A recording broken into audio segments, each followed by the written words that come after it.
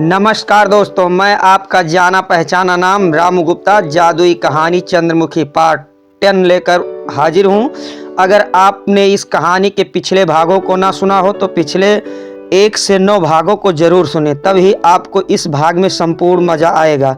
भाग 9 में आपने सुना मझले एक मूर्ति का सर घुमा देता है तो वहां धुआं ही धुआं दिखने लगता है। अब उसके आगे जब तक मझले पत्थर का बनता, छोटे ने आगे बढ़कर दूसरे मूर्ति का सर घुमा दिया तो धुआं निकलना बंद हो गया और वहां एक गोल सुराग उत्पन्न हुआ तथा वह बढ़कर एक आदमी के प्रवेश का रास्ता बन गया। तो मझले ने उसमें प्रवेश पा लिया तथा छोटे भी उससे होकर अंदर चला गया। वहाँ का सुंदरता देखकर मझले आश्चर्यचकित हो गया। वह आगे बढ़ता जा रहा था कि 2 सैनिक औरतों ने उन्हें पकड़ लिया तथा उन्हें राज दरबार में ले जाने लगी। तो मझले ने कहा, हमने क्या गलती की है? कहा तो ये बोली, तुमने हमारे राज्य में आने का दुस्साहस कैसे किया? यहाँ पर मनुष्यों का आना वर्जित है। तुमने ये नियम तोड़कर बहुत ही बड़ी गलती की है।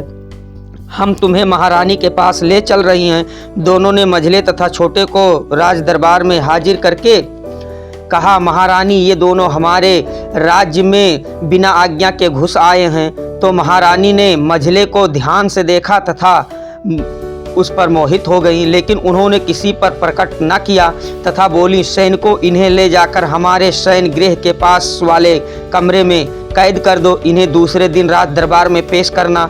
तो उन दोनों ने मझले तथा छोटे को ले जाकर कैद कर दिया। जब शाम को दरबार खत्म हुआ तो महारानी ने कमरे में जाकर पूछा, परदेसी, तुम यहाँ कहाँ के रहने वाले हो और यहाँ कैसे आ गए?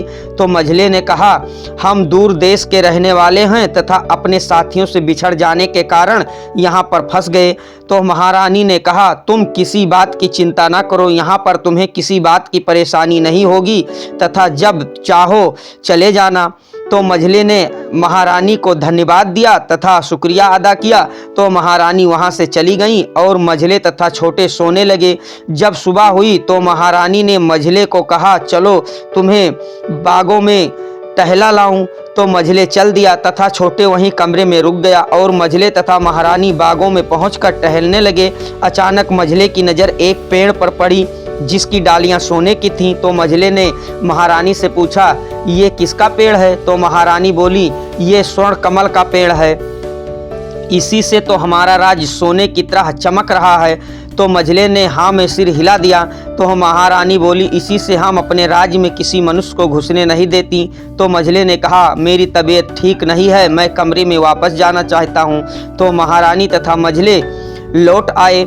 महारानी रात दरबार को चली गई तो मझले ने स्वर्ण कमल का फूल ले उड़ने का प्लान बनाना शुरू किया तथा सोचा, आज रात को ही स्वर्ण कमल का पेड़ ले चलना है। जब शाम हो गई और महारानी हालचाल पूछकर चली गई तो मझले तथा छोटे चुपके से कमरे से निकलकर बाग की तरफ चल दिए। बाग में स्वर्ण कमल का पेड़ एकांत में चमक रहा था, जो 2 फुट का रहा होगा, जो गमले में स्थापित था। मझले ने गमले सहित पेड़ को उठाया तथा चल दिया उस तरफ जहाँ पर दरवाजा था। पहले की तरह वही मूर्ति का सर घुमाने से वह दरवाजा फिर प्रकट हो गया। तो मझले और छोटे बाहर निकल आए तथा चटाई पर बैठकर नेपाल देश की तरफ चल दिए।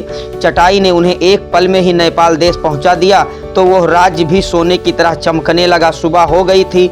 मझले ने वह पेड़ उस युवक को दिया तथा रात दरबार में ले जाने को कहा तथा खुद भी चल दिया। युवक ने दरबार में स्वर्ण कमल का फूल का पेड़ रखकर बोला, महाराज, ये पेड़ स्वर्ण कमल का है और ये पेड़ ये दोनों महान भाव यहाँ तक लाए हैं।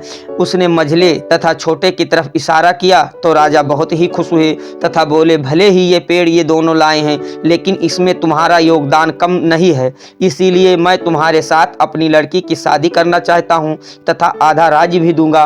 बोलो, तुम्हारी क्या इच्छा है? तो युवक ने कहा, जैसी आपकी मर्जी राजा साहब, तथा दोनों हाथ जोड़ दिए। राजा ने कहा, हमारे पास 2 बेटी हैं, एक को तुम्हारे साथ ब्याहने के बाद दूसरी को इन महान भावों के साथ शादी करने को तैयार हूँ। उसने छोटी की तरफ इशारा किया। तो मझले बोला, लेकिन हम जब तक अपने भाई को पत्थर से मनुष्य में नहीं बदल देते, जब तक हम शादी नहीं कर सकते, हमें क्षमा करें। तथा मझले ने दोनों हाथ जोड़ दिए तथा अपने भाई के साथ जाने को तैयार हो गए। जहाँ सजले पत्थर में तब्दील हो गया था। मझले और छोटे चटाई पर बैठकर चटाई को उस जंगल में ले चलने को कहा जहाँ सजले पत्थर के रूप में खड़ा था। क्या सजले मनुष्य में बदल गया था? क्या अभी वो पत्थर का ही बना खड़ा है? जानने के लिए सुने कहानी Chandramukhi part 11 by Ramu story.